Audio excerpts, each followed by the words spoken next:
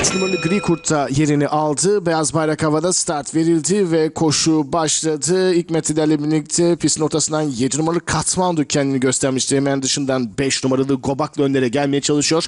Bariyer dibine 6 numaralı Baba Fırat tuttu.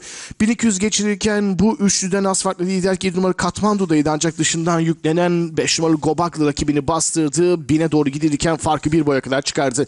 7 numaralı Katmandu takipte kalırken 1 boy kadar geride 3. 6 numaralı Baba Fırat var.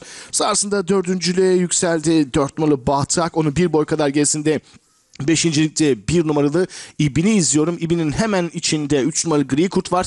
Dışlarında 2 numaralı Destişah şeklinde 800 geçilmek üzere. Koşunun liderliği halen 7 numaralı Katmandu'da. Dışarıdaki 5 numaralı Gobaklı ikincilikte kaldı buralarda.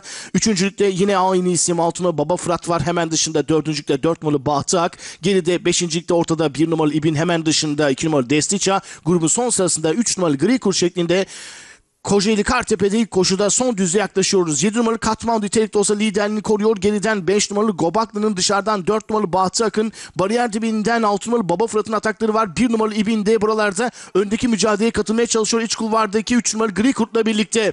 7 numaralı Katmandu 200'e doğru gidilirken yine koşunun lideri, fark 1,5 boy kadar. Şimdi dışarıdan yaptığı ataklarla 4 numaralı Bahtı Ak. Onun dışından 2 numaralı Destişah, bariyer dibinden 3 numaralı Gri Kurt önlerine gelmeyi başardılar ki bunlardan şimdi liderlik az farklı. Dışarıdaki 2 numaralı Destişah geçti. Hemen içinde 4 numaralı Bahtak var. Bariyer dibinde 3 numaralı Gri Kurt mücadelesinde kazanan değerli yarışseverler 2 numaralı Destişah oldu. İkincilik 4 numaralı Bahtak'a gitti. 3 numaralı Gri Kurt 3. olurken 7 numaralı Katmandu tabelayı tamamladı.